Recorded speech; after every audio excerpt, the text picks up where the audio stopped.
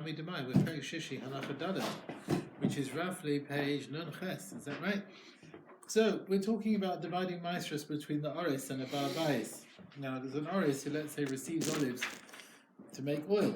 So he took on an arisus on a percentage basis olives from the owner of the field to make shemen, to make oil in the oil press. Just like the balabais, the oris would divide everything with normal produce. So the same thing they divide with truma. Even if the balabais was a Cohen, he doesn't get the truma. They didn't say the balabais, the Cohen, is zeicher truma, unless it's like a arisus of land, but not a arisus of making oil. They do discuss various reasons. We'll see the reasons, what the difference is between land, where the owner does get a bit of truma, and olives where he doesn't. The question is also, what are the olives here? Are they tolosh? Are they detached? I mean, it sounds like the land where olives are growing, and they made a condition they won't divide the olives. And the makabel, the receiver, will make the oil. The one shot is that, let's say, he didn't get land to work on. He got trees after the olives have already grown to take the olives off the tree to make oil. And they'll divide the oil. Okay, and some say the olives are already detached to make the oil. Okay, so if you say the olives are detached, so you understand, it's connected to the ground, you say, look, the Cohen kept for himself the place of the maestros. When it's detached, you can't say that. According to some, if the olives are still connected to the ground, but when you receive them, they're ready to cut. They're ready to produce oil, okay? And therefore got a din of tolosh, and we don't say that the Cohen leaves it for himself, the area of the maestros and so on. So there's a discussion on that. The Rambam writes, why a Cohen doesn't get the maestros? Because the shemen is choshuv. The oil is such a valuable resource, and the Makabal is not agreeing to give up his right to it, in the schus, his right to give out these maestros himself, even though the owner of the olives is a Cohen. Okay, but before Jim ask on that, what's the chashivas of oil? Why is oil more chashuv than any other, or peiros and so on? Why should a Cohen give up on his maestros? How does it fit in with the words of the Gemara? Okay, so the discussion on that. Rabbi Yehuda said, Yisrael shekibel b'Cohen from a Levi zeisim l'shemen. So Yisrael receives from a Cohen or Levi olives for oil as an oris, or to get olives for oil for 50%, to sell the oil and divide it with the balabais. And maestros lebalim, the maestros go to the owners, to the Cohen and the Levi, like we've learned in the previous Mishnah. If you receive a field from Cohen and Levi, the maestros go to the balim. So Rabbi Yehuda, do you want to just close that door, please? Yeah. Rabbi Yehuda, ava zeitim kekauka. Rabbi Yehuda treats olives like land, so he compares the din of olives to the din of land. So it's just like land. The one who receives the land from a Cohen, the maestros go to the owners. So with olives, the one who receives it from a Cohen, the olives for oil, the maestros go to the owner. But Rabbana loved in zeitim kekauka. The Chachamim, which is the Tanakhama and Mishnah, they treat it differently. They don't equate the din of olives to the din of land. According to them, they only said that the Baalim get the maestros with arisus of land, but the owner keeps it for himself, the place of the maestros in the goof of the land, as opposed to one who receives olives for oil. And now Rabbi Yehuda also said that Yisrael receives from a Cohen and Levi zeisim for oil, the maestros go to the owners. Now, what is the din in other ways, the other way around? So Cohen and Levi who took on olives for oil from Yisrael. So Me'ata, according to Rabbi Yehuda, if you're telling me olives are like land, if you use for Rabbi Yehuda, Rabbi Lezer, if you hold like Rabbi Lezer, who's the Mishnah on Nun Daled, then Rabbi Lezer says that if a Cohen or Levi receive a field from Yisrael, and maestros shalahen, the maestros go to the Cohen and Levi. Shamanas kebo, that was the condition. V'hacha, so here as well. Cohen and Levi should kiblu zeisim l'shemen me'Yisrael. If they receive olives for oil from Yisrael, and maestros shalahen, the maestros should be theirs, because on that condition they came. According to Yehuda, the oris and zeisim is like the din in land. Now Rabbi Yehuda said, Yisrael receives from a Cohen and Levi olives for like a percentage. The maestros go to the owners. According to the Chachamim, they divide the maestros. So parasa, similar we find parasa shakaim shows a shuma Yisrael. So you've got a cow belonging to a Cohen, and the Cohen gave it to a shepherd, a Yisrael, as a shuma. Basically, you're working out his value, and the shepherd agrees to take half of any improvements it will improve in value, or half from any children it may have. The yard of Bechor, and sure enough, this cow had a child. Habachar leKohen, Divrei Yehuda. Yehuda says the Bachar goes to the Cohen here. The para belongs to a Cohen, the blood goes to a Cohen. He says no, it's divided between the two. So here as well, the Yisrael is like a bailim of half the Bachar. He's got a Tovas Hana, he can give that half to any Cohen he wants. Now, Amalek Yehuda said, do you not agree to me, that if a person is with the mistress of the field of a Cohen who gives an Oris, a Yisrael to be the Oris, Shehem Shalai belongs to the Cohen, right? Belongs to the Cohen, because the owner of the field and the Mekabel, the mistress are only fitting for a Cohen. So here as well, this Bachar animal, right, belonging to the cow had a child, is only fitting for the Cohen. It's Bachar Be'eva Tahira, it's only fitting for the Cohen. Why should they divide it between them? Why should they divide the value between them? The Chacham said to Yehuda, when you receive a field from a Cohen, the reason why the mistress are his, the field belongs itself to the Cohen, and he leaves himself the area of the mistress in the land. The hapara with the cow is not like that. Gufa lishnein, it really belongs to both of them, the Cohen and the Yisrael, because since Yisrael received it also as a partner in increasing its value, right? Then he is like a shutuf in the animal, and therefore the bechor belongs to both of them. Af hapara, and also with the cow, gufa the Cohen, if truly that para itself, the main goof of the cow, belongs to the Cohen, then bechor the Cohen, then sure enough the bechor would go to the Cohen. But since it's not like that, therefore the bechor goes to both of them. Now the Gemara brings a brisa. There's a right for this chiluk. The Chachamim made a distinction between the shumah case, where the body of the item, the animal, belongs to both, and arisus, where the main part of the field belongs staying with the original owner. But Tani came, we've also learned Hasham, so if you work out this valuation, and that if, let's say, an item gets lost, let's say the cow, if it dies, then they made some sort of workout of the reference. Do you not have a Gemara? You brought the wrong one. Have you got a spare one for him?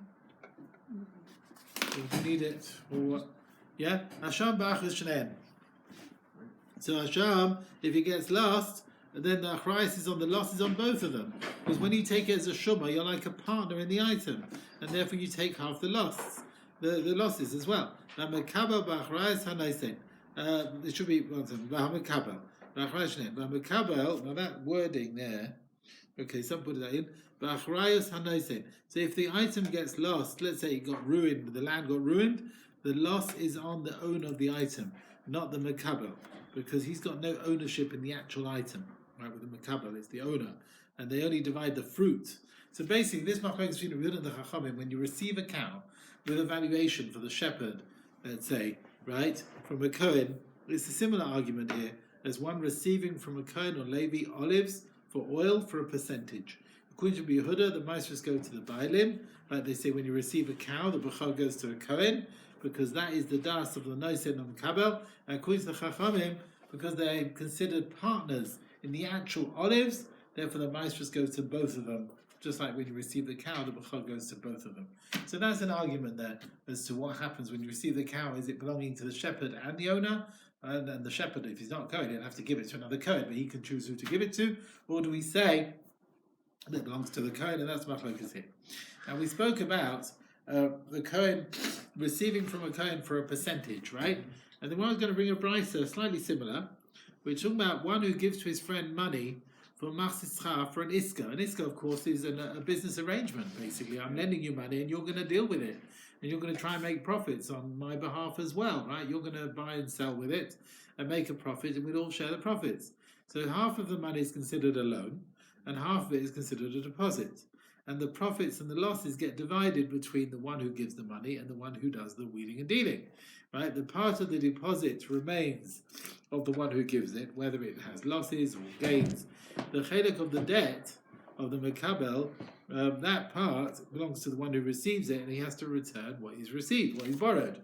And there's always a problem here because of ribbits, right? Because I'm giving you money, you're borrowing money, and you're dealing with it in order for and I will have a share. And basically, you've got all the responsibility, and I'm gaining, and you're paying me interest as well. Whatever, you're giving me extra because you've got the worry of dealing with this money. So the problem, that's the iska. And the only way where it's permitted is where the giver pays for the bother I am the one lending out the money, and I pay you for your time in doing all the dealing. You see, apart from your share in the profits, you'll also get extra money for doing all the work, and then it's permitted. So the Brisa says, what's the din when the one who's giving pays the schar tircha with his maestros? So Cohen Shonasam Bois Israel, a Cohen gives money to Israel,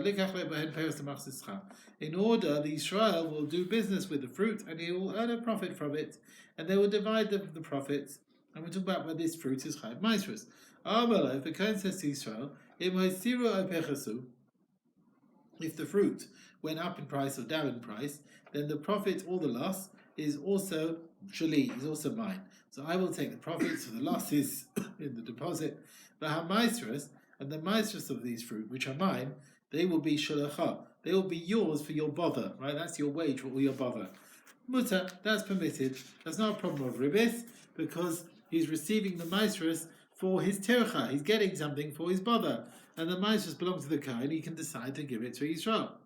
Now the other way around, where the Yisrael is giving the money and the Kohen is receiving. Yisrael gives money to the Kohen. You Kohen are going to buy fruit and you're going to get a percentage of the reward of the profits. And the Yisrael tells the Kohen, if they go up or down in price, then the losses and the gains of is shali, is mine. So the gains or losses will be mine. The maestros will be yours. If the Israel gives to the Kohen a wage, so apart from the maestros, he also paid a wage for all his bother, so that's fine. We didn't give him any other reward apart from the maestros, also, that's forbidden. Why? You're giving the Kohen his maestros for his bother. And this looks like a Kohen who's helping in the threshing area. Remember we spoke about Kohen of Sayem Beisakonos. The Kohen's going out of his way to get his Maisa. And here the Kohen's working really hard to get his little Maisa, which he should be getting anyway, right? And there's the Issur even also because of Ribis, because Yisrael really should be giving the Maisa to the Kohen, and it's not really Tovas Anah. All he has is Tovas Anah. He can decide who to give it to. And therefore it's as if he's not really giving him anything for his bother, for the Kohen working hard. And we want to look after our Kohen, don't we? And therefore it looks like Ribis. So therefore that's not so good. If all he's getting is his maestros, there's two reasons why it's a problem. If, let's say, now this is a similar brisa, where the Kohen is giving Yisrael the maestros. So Yisrael is selling olives, 60 lug, and they used to sell all the olives to the one who makes the oil, and to receive instead 60 lug of oil of tevel from the oil that you'll make from the olives. So basically, I'm selling the olives to receive back an amount of tevel oil. Okay? The Kohen said, you know what, I'll do you a deal. Right? Usually you have to give 60 lug of oil after you take Maisa. The Kohen will take the Maisa and he will separate the Maisa for himself. Mutter, that's permitted. So we're not worried, it doesn't look as if the Kohen's getting involved in the Maisa for his tircha. But if the Kohen, so that's where if the Kohen just says, well, give it to me and I'll give you 60 lug, which is masukan. Okay, fair enough. But if the Kohen says, give it to me and I'll give you 60 lug tevulim, I'm still going to give you tevel oil. But we'll divide the maestros between us.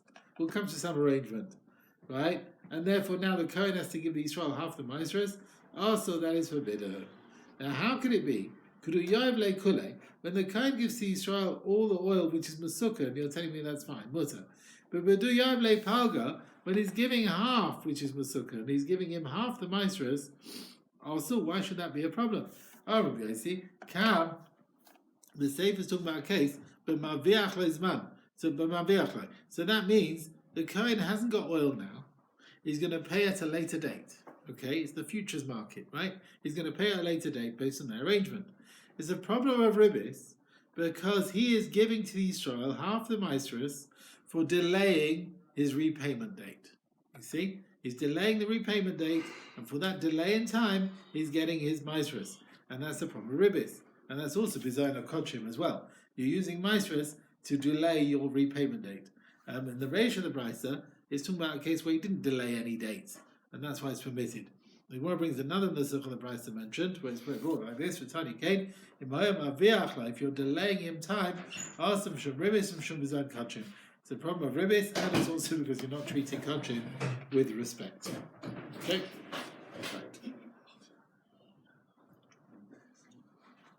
Halacha hey. Now we spoke about receiving olives to make oil. Now there's another thing about selling olives to make oil. When you're selling olives, make sure you sell them to someone who's careful in Tum and Tahara. Because if you sell it to someone who's not careful, they might become Tameh. They still say you can sell it aflamasa, also to someone who's careful about Trumas and Maestros. Okay? These are olives of Tebel. I mean, Tebel you shouldn't really sell unless a necessity. So it must be talking about a case where there's a tzorech. And even so, you should only sell it to someone who takes Masa. Okay? It could be you're selling the olives before the Gemar Malacha Lamasa. Maybe their Masa obligation hasn't come yet. That's what someone to say. Alright. Now, so Beis Hillel, they don't worry so much about the Tumah aspect, they worry about the Maestros aspect. Now, and also, they're saying you can give it to someone who takes Masa, even though he's not so careful in Tara. You don't have to worry about the Tumah. But Tsunu'e Beis Hillel, the Kasherim who are strict on themselves, they went like Beis Shammai, they never sold their olives only to a Chaver. Right, someone who's careful with Tumah Tahara. Okay, and Allah is like Beis Hillel, you mustn't be Machmir like Beis Shammai. I mean, how are these Tsunu'in? I mean, what are they doing? How can they pass? Are they passing like Beis Shammai? How are they passing like Beis Shammai? So some say that if it's only a problem, you do an action like Beis Shammai. You're allowed to be machmir when it's shebal taseh. So here they would only sell to a chaver. You follow? So they're being strict on themselves, not selling to anyone. They would only sell to a chaver who is careful with tumah tahara. Okay. Shnaim shabasru kamen l'targas achas. Now, how do we do it with fruit if someone's not trusted on Maestros? So you got two people. You're reading the Mishnah? Tomorrow. This is still the Mishnah. Still Shnaim. Yeah. Shnaim Shabbat. It's still the Mishnah. Okay. Yeah? You got it there? No?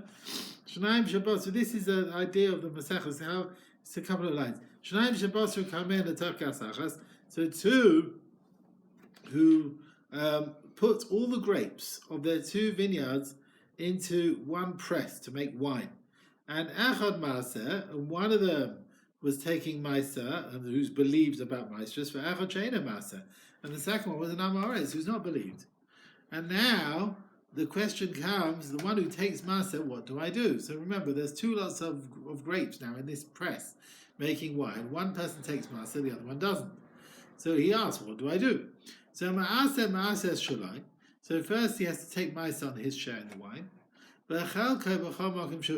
In addition, he has to be Maaser for the chelik of the Amaretz in the wine, wherever it is.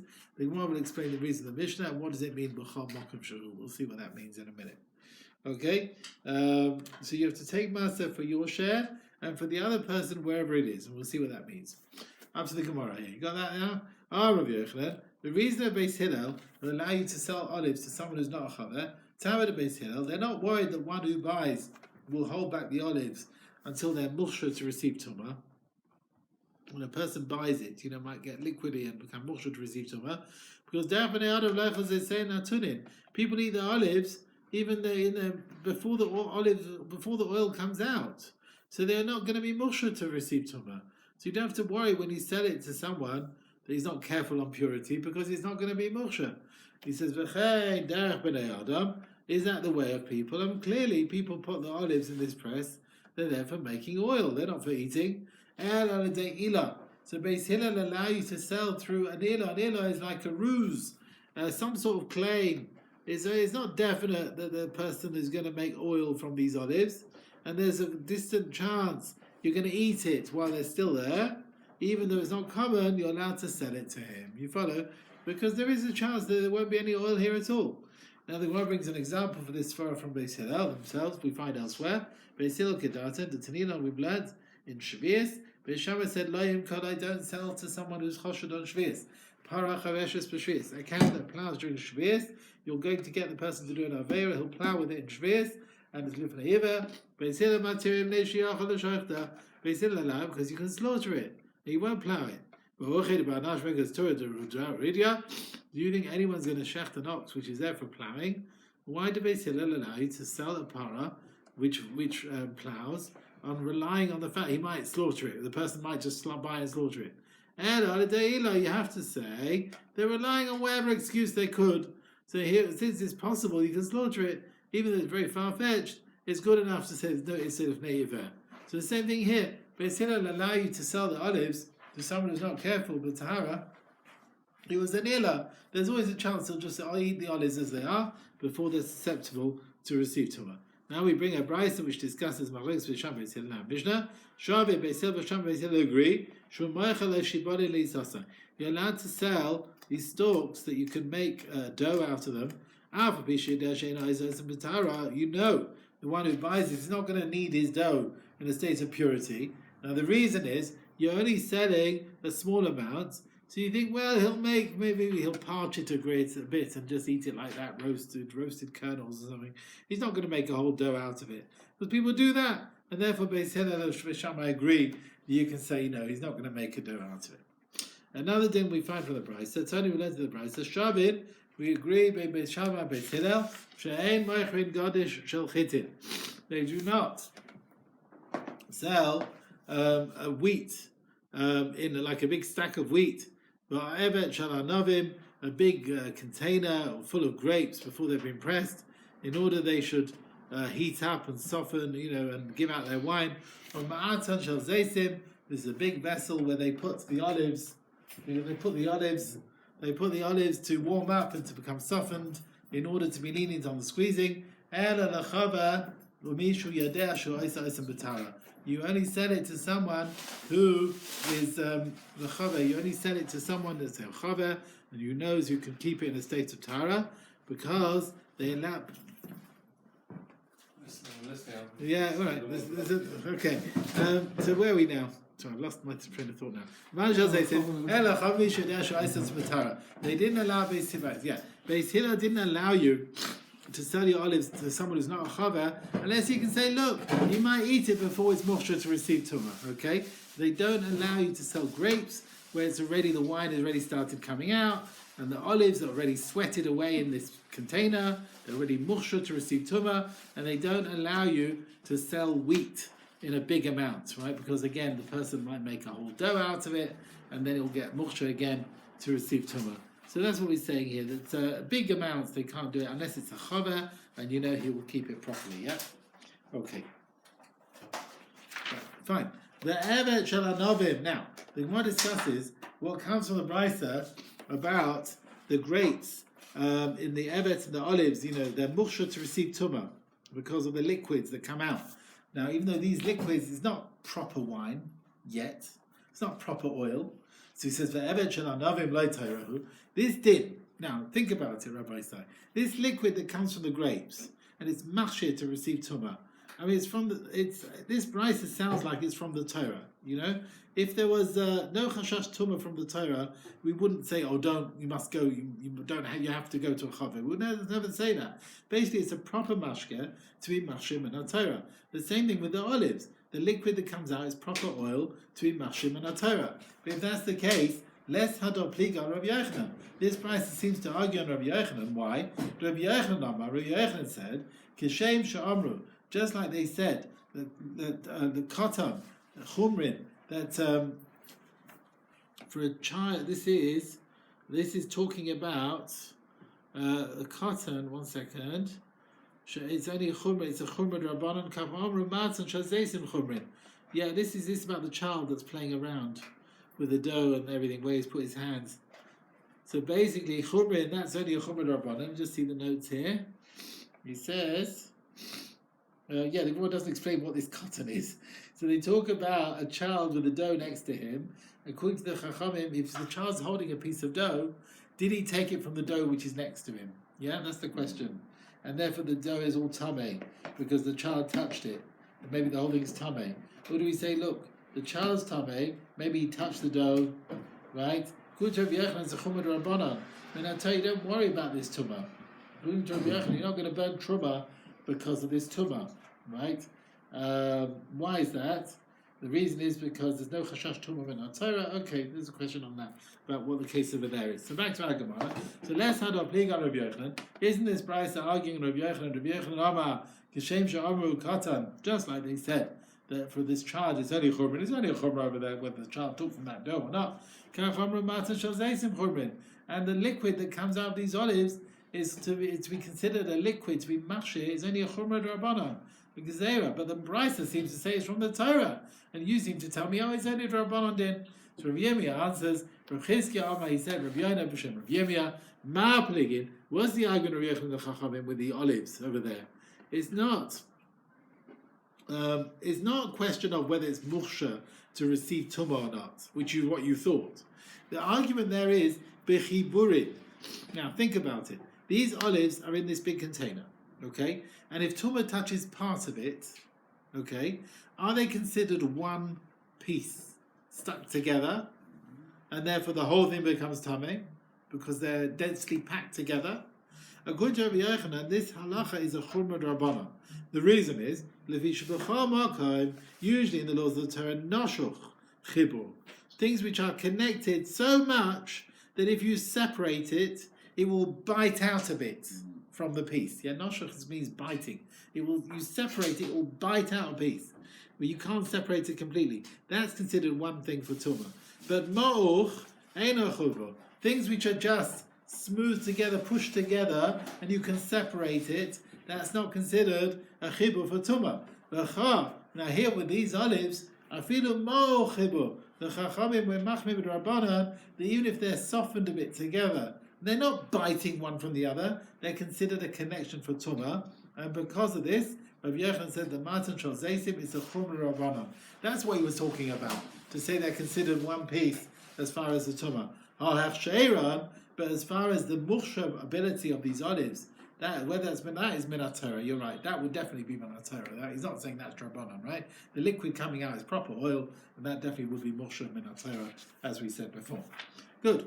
Come, Rabbi Yoina, Rabbi Yirmiyah. Now, to this answer, Chizkiah said to Rabbi Yoina and then Rabbi Yirmiyah, and the Gemara carries on. Come, Rabbi Yoina and Rabbi Yirmiyah. They met each other. Oh, Rabbi Yoina said to Rabbi Yirmiyah, did you say this thing, that the words of Rabbi Yochanan was only said about the chibur for tumah, that was only a chibur rabbanon, a chumrah rabbanon, but the hechsher is minat Torah? Amalei says, in mini, if you're asking me, I hold, I feel a hechsher in hen chumrin.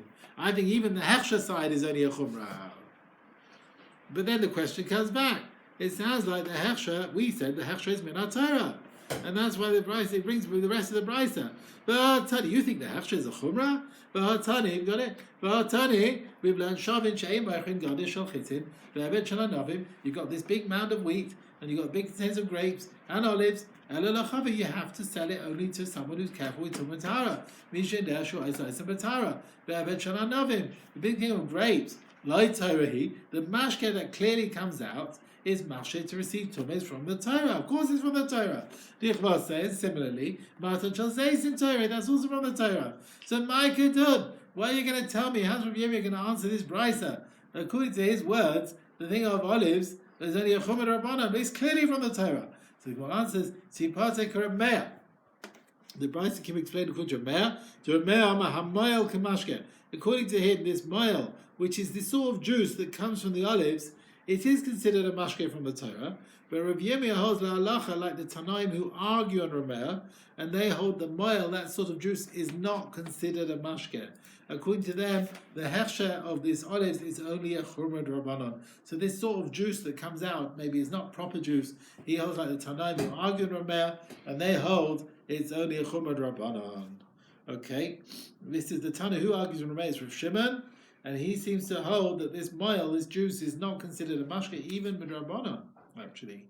And so according to the Maskana, Rabbi Yochanan was talking about chiburin, not hechsher. Could be hechsher is completely kosher min Torah. It's not even muksha, even b'Rabbanan. The Gemara is not mashba like that, they say. Could be according to Rav Shimon, it's mashke because there's a bit of oil mixed in it.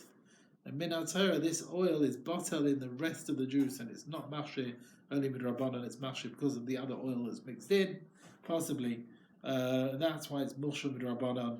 All right, let's carry on.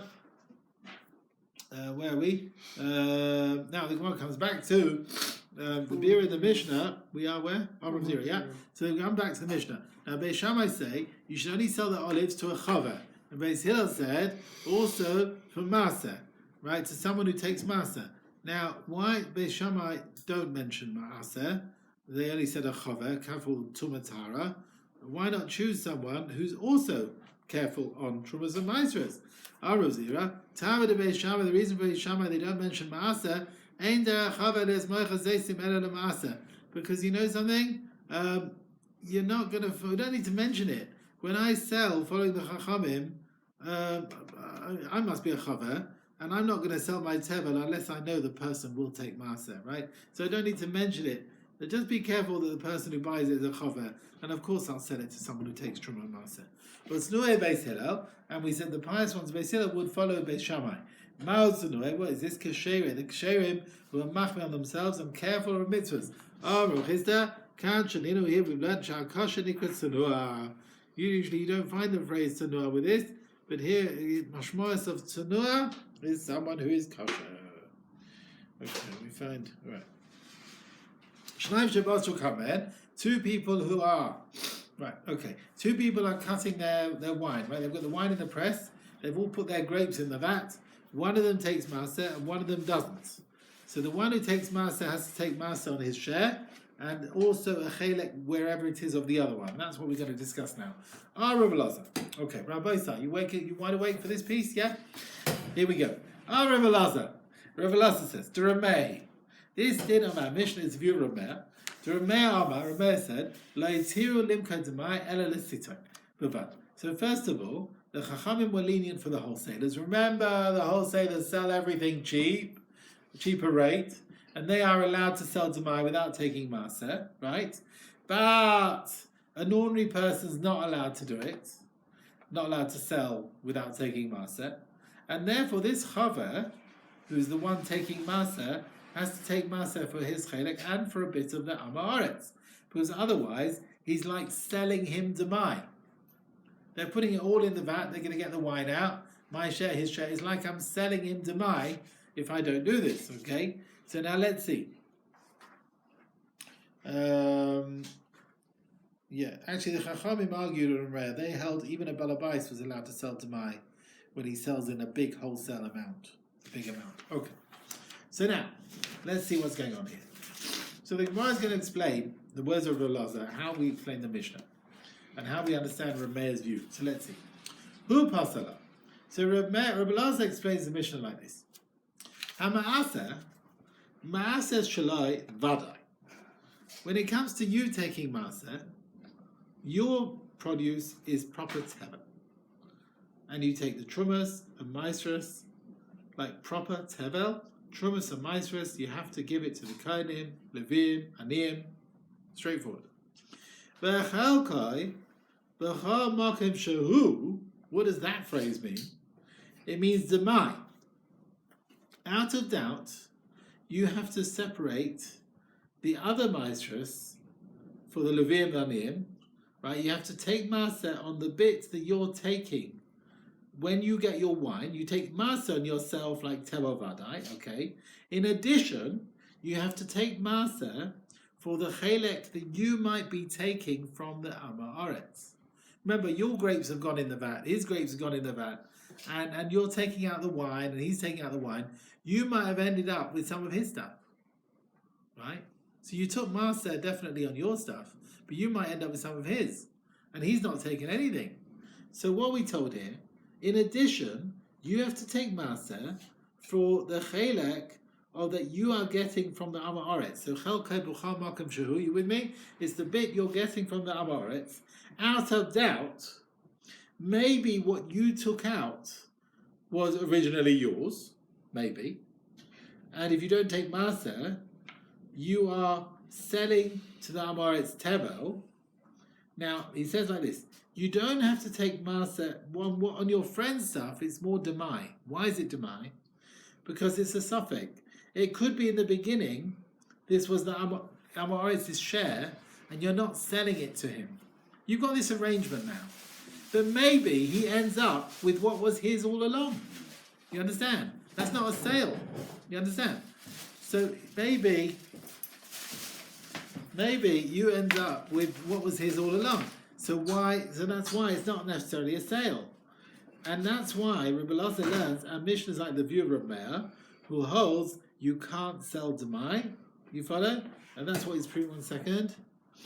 It's Demai because it's a suffix. Maybe it was his all along. And from here, Rabbi Elazar learns, and Mishnah is like the view of Rabbi Meir, who holds you can't sell Demai. And that's why you have to take Maseh for his chelek, right? The chelek of the Amoretz. It shouldn't be like you're selling him Demai. Okay? Now this fruit, you don't have to treat it as proper tevel, it's only demai, okay? Now that's his view.